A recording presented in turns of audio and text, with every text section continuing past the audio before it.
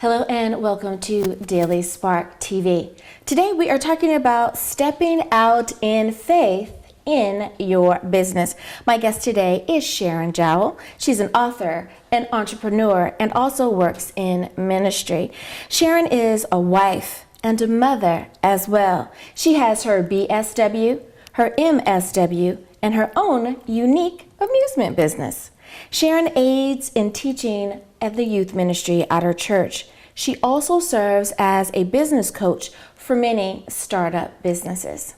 Now, before we get started, hello and welcome to the show. Thank you so much for having me on the show today. It's such an honor. I'm so glad to be able to kind of pick your brain about so many different topics today, dealing with business and dealing with ministry as well. Before we do that, though, I want to know a little bit more about you. We always talk about the accolades that we have and our degrees and all of that, but who do you say you are in your own words? In my own words, I would like to say that I'm just a follower of Jesus Christ. I am a woman who's completely sold out to the Lord, and I'm just living a purpose-driven life. I'm living the life that I believe that God has called me to live, and I'm just a child of the Most High. I love it. I love it. Now, for those who don't know what a BSW and a master's MSW is, can you explain to them why you chose to go into that field? Yes, so my bachelor's is in social work, so a BSW is a bachelor's in social work, and then I thought that I would go into social work and work as a social worker, so I decided to further my education and get a master's in social work, and my expertise is mental health because I've always had an interest in that, so I thought that's what I would be doing. Little did I know that I would be led to be doing something else, but I have a passion to just help people have a better quality of life. Absolutely. So that's why I decided to go in social work. And I think that we need to have people that are a part of our community that want to be able to help people when they're in a position of needing that help and needing the proper care and assistance. So I can understand. Now I want to kind of switch a little bit and talk a little bit about business. Okay. Alrighty. So my question is that there are X amount of businesses that start every year. But how many businesses actually turn out to be successful? Well, I will say this. There are approximately, according to references, 100 million startup businesses that will launch every year. And that is, to my surprise, every 3 seconds, then a business is launching. Okay. So now that's not the same number when it comes to a successful business. The number drops drastically. It does, yes. Well, within that same vein, so many times we hear about businesses that are categorized as minority businesses or women-owned businesses. How are those categories faring? Are they being successful? Absolutely. And you know, I'm just proud to say that women-owned businesses have increased 58% since 2007. And I'm also proud to say that 47% of those women-owned businesses are women of color. Awesome. Which makes up of Latinos and African-American women. Yeah. So that's there's great. Something to say about a little girl power, huh? Absolutely. We're absolutely climbing the ladder. Absolutely. Yes. I love that. I really love that. And what does that say to our daughters and to our nieces to show them that if you have a vision, if you have a dream, if you have an idea, be it that you have a service or a product, that there is something that you can do, that you don't have to only be an employee. You can also be an entrepreneur. I love that. Absolutely. And it's realistic. It happens every day. Yes. And so now they can see it. It's right before them. Exactly. Yes. Exactly. And they don't have to wonder or doubt.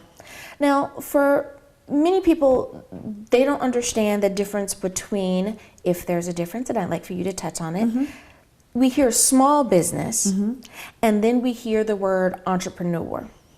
Is there a difference between being an entrepreneur and being someone who owns a small business? There is. Actually, there is. So an entrepreneur is someone who sees a risk and it's very innovative and they take that initiative and they create, invest, and solve. They're just wanting to get in there and they're willing to take whatever risk to solve it. However, you can have a small business and it could be a franchise. Right. Okay. So you could have a franchise and it's not actually your business per se because you didn't create that business. However, it's still your business. And by all means, they both require a lot of hard work. Now, speaking of a franchise, there are so many options available, be it that it's food or clothing or whatever.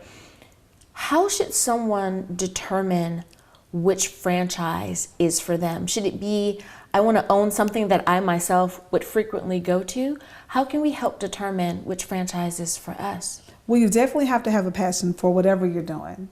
So you have to have a passion for that. So you have to do your homework. You have to do your homework. So whatever it is that you have a desire to do, be it a franchise or your own startup business, then you just have to do your homework. Do the research. Find out what it is that you want to do and what will it take for you to make that happen. One great thing about a franchise, I would like to say, is that when you own a franchise, then you pretty much are being coached. And every step of the way, they will help you. I see. And if you are an entrepreneur, then you're just finding out on your own pretty much. And like you said, that can be one of the determining factors for some. Oh, yes. I want to be able to have that go-to, to have that resource, to be able to make sure that my business is a success and I do not fail. And I can definitely understand that. Well, it is time for us to go to break. We'll be back right after this. Thank you.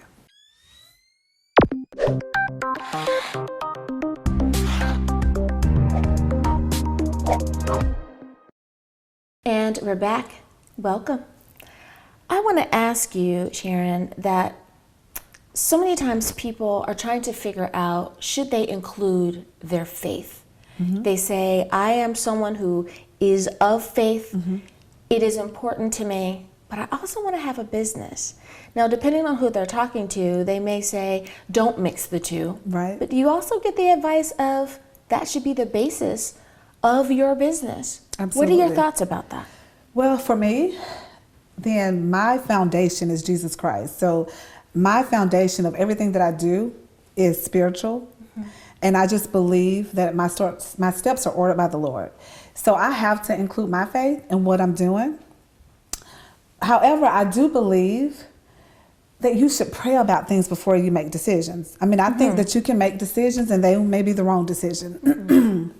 But I also think that if you pray about it, you'll have a little bit more understanding of what it is that you want to do. So because of the type of person I am, I will have to put my faith in my vision and my mission in my business. But there are many other people who feel different, and that's okay. I think you have to do what works for you. Now, there's a term that some people aren't familiar with, and they kind of combine the two. So they say, well, I'm a Christian, I'm an entrepreneur, so I want to be a Christianpreneur. Would it be okay to put the Christian before the entrepreneur and have a mass product or have a service that's available in the community? Should we make sure that everyone understands that this is a Christian business, or should we simply have a business that has Christian values? That's a very powerful question, and that's a very great question. So for me, I believe you don't have to go out and let everyone know and promulgate that you are a Christian, right? So you don't have to let everyone know that you're a Christian by saying Christianpreneur. I think that when you live the life and you are that man or woman of integrity, then people will be able to see it. I also believe that sometimes you can deter people away when you try to put up that Christian first. I think people would be turned away from that. Now, you have some who will run to that because they appreciate that and they embrace it, but you have some who don't want any parts of that. So you don't want to turn people away before you have their attention. You want them to be you want to be open to allow them to come in and at least witness your services. So I don't think that it's as important per se to say Christianpreneur. I have a Christian business. Right. I don't think you have to announce that. Unless you're a Christian bookstore. Absolutely. Absolutely. What you're saying is that so let your light shine. Absolutely. If that is who you are, people are going to be able to tell Absolutely. that that's your foundation anyway, and will be Right. naturally attracted Absolutely. to what you have to offer. Yes. I like that. I like that. Now, speaking of partnerships, if you Okay. will, Okay. Many people say, husband, wife, we're the best ever. We're going to partner and we're going to go into business together. Or perhaps you have sisters or brothers and you guys are great as siblings. You think you have the same vision and you're thinking about going into business together. Are there any pros or cons that we should know about or think about before we make that final decision of, yes, I'm going to go into business with my spouse or with my sibling? I really think that's that question, my answer may seem contradictory, okay? Because my husband and I have a business together and we're partners in our business and it works out phenomenally. And I say that because we know our roles in the business. And I am the communicator. I'm the one that's out front and he's more so behind the scenes. And he's comfortable in what he does and I am comfortable in what I do. However, I also hired, so to say, my brother in a business, okay? And he had no respect for me because I was his sister. Ah, I see. Yeah. So there is a difference and you just have to know who you're working with. I think it works well for my husband and me to have a business together, but I've heard that there are some couples who just can't do that together. Right. And you have to be able to balance that. You have to know how to separate the two. So I just have to say, this is my personal story. My husband and I were having an argument, and I received an email right in the middle of our argument. I was checking my emails, and I received an email concerning the business. I completely switched the role that fast. We put the argument aside. Absolutely. And we talked about the email that was in front of me concerning the business. And we touched on it. We said we had to say about that. And then when it got back personal, we were able to go back into our personal roles. So it works out great for the two of us. But every couple is different. Right. Right. So it sounds like what you're saying also is that we need to be able to make sure that our roles stay the role of the moment. When it's business, it's time to do business. And at the end of the day, you stop being CEO and CFO and you go back to being husband and wife. And that's not easy. That's not easy. So that's why I say it just depends on each person. Absolutely. It works for us, but that may not work for everyone else because it's very difficult. And it didn't just happen overnight. We've been in business together for about 7 years, and we've just learned to do that. Now, many people who are thinking about starting a business, they say, well, I've been given all of this advice. I love the advice that I've been given. And the one thing that everyone tells me is that I need a business plan. That can be a scary phrase for many people. It can be. Is a business plan still needed in today's society with so many businesses starting on the internet? Well, people try to negate that process. They would rather not do that because, like you said, it can be intimidating. So as you stated before, I am a business coach. So I get phone calls from people. And the first thing that I ask is, can I see your business plan? And many times they don't have one to show me. So I give a prescription, take care of that and call me in the morning. Because let me tell you, your business plan is very important. And it is important because you have your projections, you have your goals, you have your budget. Everything in detail concerning your business should be written out in your business plan. And so it keeps you on point, it keeps you stable and it keeps you grounded in your business. And also, so if I'm looking at your business plan, I have to make sure that you have realistic goals. Right. Because sometimes you can have unrealistic goals in your head, but when you write it in your business plan, you'll be able to see that that's not likely. Awesome point. Well, we need to take a short break, but don't worry, we're going to continue this great conversation. We'll be back.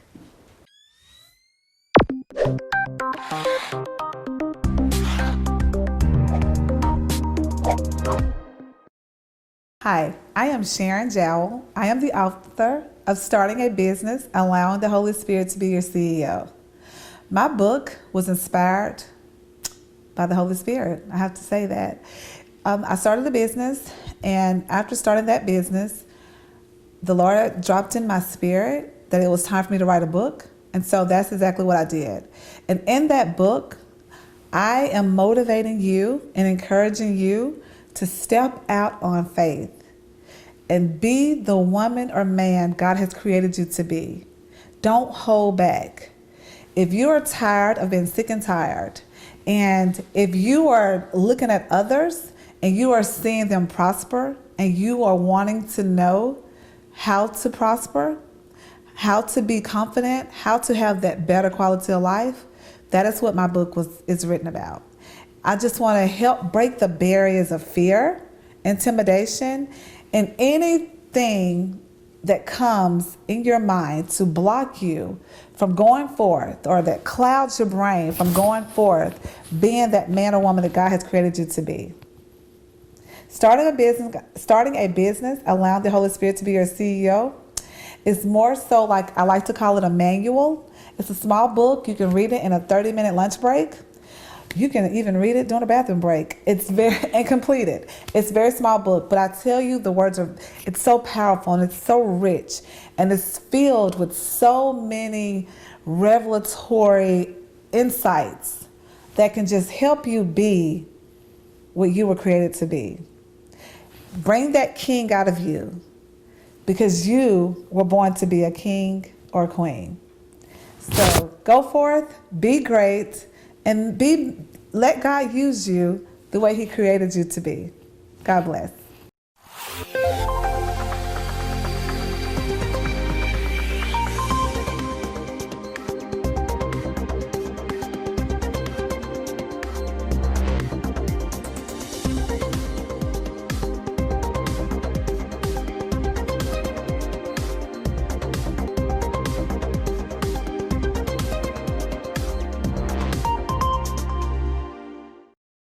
And we're back. Thank you so much for joining me for Daily Spark TV. So, Sharon, I wanted to ask you, we were just talking about a business plan, and that some people are trying to negate that because there are so many internet businesses.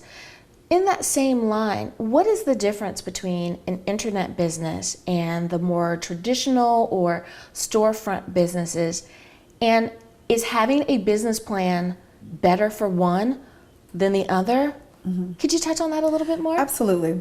So having a business plan is good for all businesses. It really doesn't matter what type of business that you have. A business plan is good for you. And it's intimidating to actually have a great business plan before you, but to keep your business on track, whether it's an online business or a storefront business, it's good to have it because it helps keep you grounded. So the difference in a storefront business and an online business, a storefront business, you have to visibly be there. You have the overhead, you have electric bills, you have all major things that you are having to take care of right there in that facility. However, having an online business, it's still a lot of work. You still need a business plan if you want it to be successful, but you can do it in your PJs. You can do it in the comfort of your own home. So it's a big difference. However, to have a successful business, then you need to do what it takes. And a business plan is one of the number one things that you need to have in place in starting up a business. Right, right. Now, is it okay to just Google template for business plan? Or should they really sit down with someone who is a coach or with a banker, or who would they go to really say, this is what my idea is, this is my plan or my vision, and I really want to make this happen. Can you help me? Okay, so starting out, it's perfectly okay to Google a template for your business plan, but that's not your business. So you can model your business plan with the template. However, you need to customize it and make it yours, because your information is going to be entirely different from that information. Right. Now, I have learned in my community, there are resources out there, and there are companies that you can go to and say, hey, I want to start a business. And they will help you from the idea until the manifestation of the business. Okay. Be it storefront or online or however you would like to do it. If you need startup money, they can help you every step of the way. That's why it's very important to do your homework and don't just jump out there and start a business without knowing the resources that are available. Right, right. Now, if you want to be in that category, as we mentioned before, of being a minority business or being a woman-owned business, are there any special things that you need to do in the early stages to make sure that you are compliant with that? Absolutely. So in many communities, there are monies out there that they will lend to women for being a minority-owned business or woman-owned business. There are resources out there. That's why I say do your homework, because you can find out by just being a woman. There are resources out there to help you that may not help your male counterparts. I see. Okay. So if you are someone who is in one of those categories, is it still okay to put in bids with the city or to compete on the larger scale with businesses that don't fall into that category? Absolutely, yes. Because you have to look at yourself as your equivalent to those bigger businesses. Like I said, you have to always be realistic, and you have to set goals that are achievable. However, but it does not make your business any less because it's minority owned or a woman owned business. You can bid with male counterparts or bigger businesses. There's not a difference when it comes to that. That's good. That's good to know, because someone may be concerned about that. I'm a very small business, or are they going to look at me the same even though I have I'm in this category or I have this notation? That's good to know. Well, representation is everything. So you can't look at yourself as I'm just a little small business. You have to go in there with the confidence as if you are a big major business. Absolutely. Yes, I love that. Be confident in you that. have to. That's the way you can make it. I really, really like that. I really, really like that. Now, when it comes to planning, and I think the one thing that most people will agree on is that we need to have a purpose, but we have to be able to articulate our vision. You know, if you don't see it, then how are you going to be able to explain it to someone else? For that person that says, I think I want to be an entrepreneur. I'm tired of my 9 to 5 or whatever time you go to work. You know, I'm tired of that. And I want to step out and I want to do something else. How should one step into their entrepreneurial self? What are the first few steps? That's a good question. The first thing that you would need to know is be aware of your passion. Many people say, I want to be an entrepreneur. Well, what is it that you like to do? I don't know. Well, what is it that you want to, what business would you like to start? I don't know. Well, you need to know that, because you may say you want to be an entrepreneur and you may go out and sell pillows, and that may not be your passion. And I can guarantee that you won't do well in that. You have to have a passion for what you're doing. So it's really going back, and this is a prayer that I always say, God expose me to me. God allow me to see what's in me so that, I can bring it into fruition. Absolutely. So if you don't know what's in you, then you won't know how to bring it out of you. So it's good to do some self-checks and to go in and ask the Lord to reveal to you what is it that you want to do so that you'll know. I think that is amazing. If there was just one word that you could share with someone who is right there and they need that gentle, loving, kind push to go ahead and step out, what would that word be? Courage. Courage. I love it. Yeah. Have the courage. You have to. Well, Sharon Jawo, thank you so much Thank you for being having on me. Daily Spark TV today.